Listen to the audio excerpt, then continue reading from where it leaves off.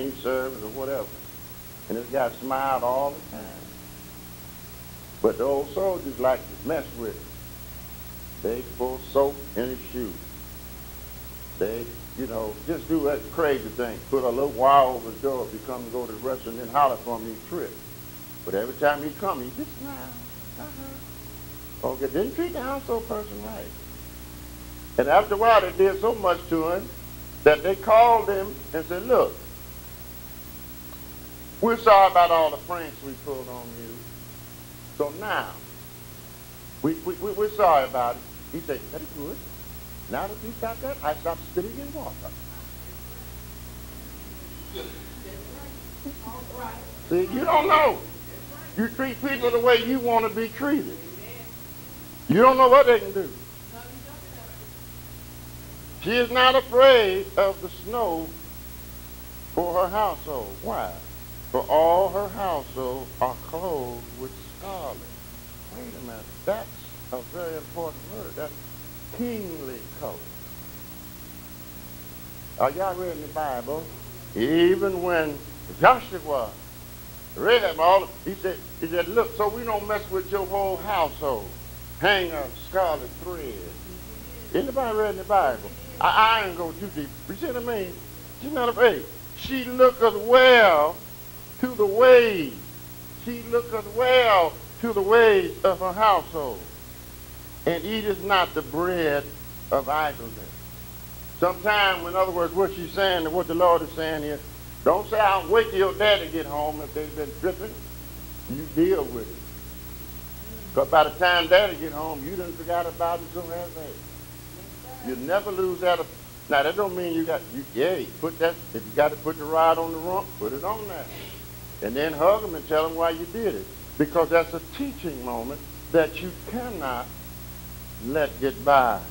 And too many times when we bring them to church, we have them discipline them at home, and when they act like they act at home in the church, you want to say, you like to say they're embarrassing you. No, they're not. They're just being children who may not have been disciplined at home. Not putting anything on anybody. I'm probably just as guilty because I spoiled all my girls. I know I did. And sometimes I pay for it right now, too.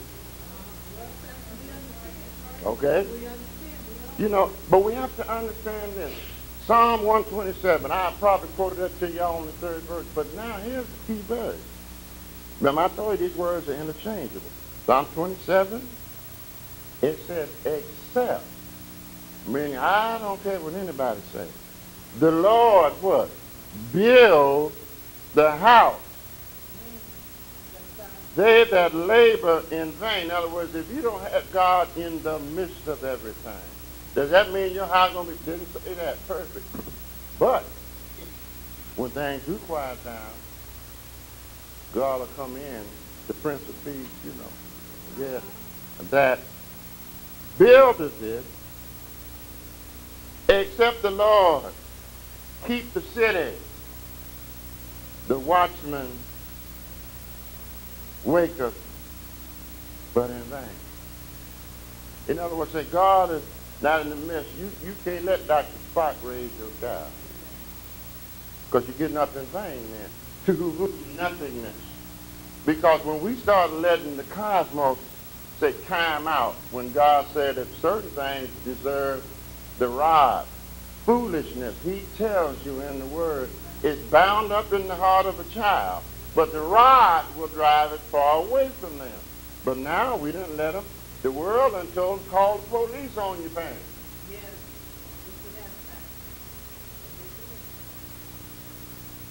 Now, if that child had been taught that, they would understand.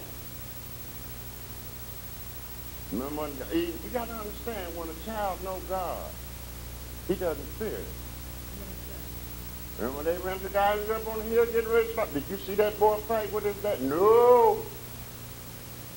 See what I'm saying? He said, well, I see everything else, Father, but I don't see the sacrifice. You see what I'm saying? The boy was about 16 years old, and I know his daddy couldn't, some 16-year-old boy strong. The boy hurt, but he carried the wood up there. Right. Has anybody read the Bible? But it was no rebuttal. Because before they left, they told the servants, y'all wait here while me and my son go yonder and worship. Anybody read the Bible? But now that's a child. Now most of us, our children, some cases, so afraid of their parents, they'll run 100 miles an hour. But God is in the midst. My daughters know I'm never going to, and my wife never going to do anything to hurt them if I'm in my right mind. But now how I know I stay in my right mind? Good Lord. The Lord will what? Keep my mind what? In perfect peace. Whose mind is what? Hello, somebody. This is what we have to understand. It's nothing to play with. We have to be that base. We have to be that distributor.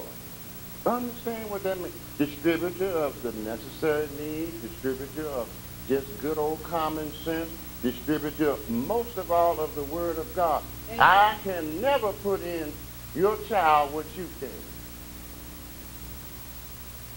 until they get old enough and at the age of accountability where they can make a decision themselves. But it's very important that you know, as God's preacher, as God's provider, as God's, steward. Now, why is that important? Because little children, right on down that saying, are heritage of the Lord, and the fruit of the womb is his reward.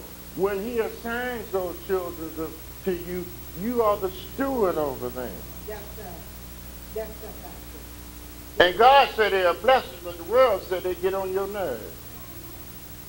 Just read it on down here. As arrows, the fourth verse, are in the hand of a mighty man, so are children of the youth. In other words, the etymology of that is as arrows. In other words, you get that child.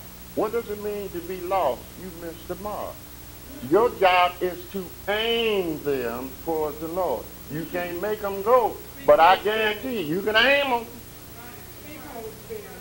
And once you've aimed them, God said the blood not required at your hand. I know. See, it has to be a very glorious experience. Not like some folks said, no.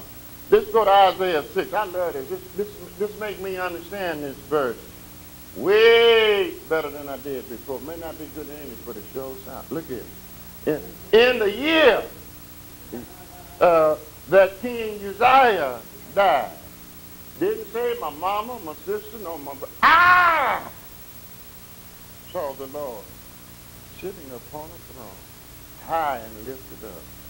His train, what did you feel? Oh, you begin to put it together?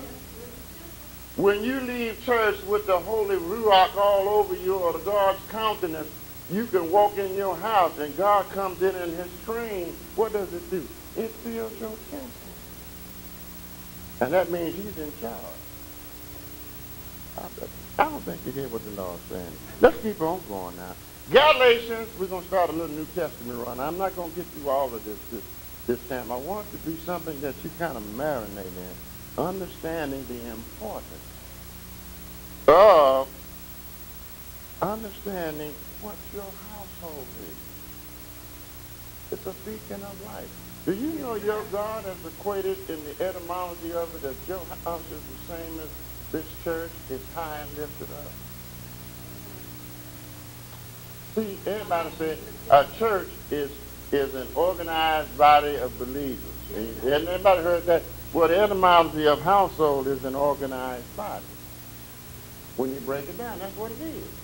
Now, Galatians, I'm going to do the base verse, and then we're going to start verse by verse to a few, and we'll soon be ready to go home. Galatians 6,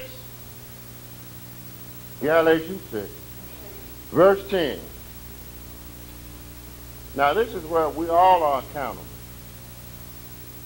We all are in the household. And you can't even exclude your children, because what did God say? You train them up right, a child with what? Oh, they know the book. See what I'm saying? Oh, Jesus. It says here, as we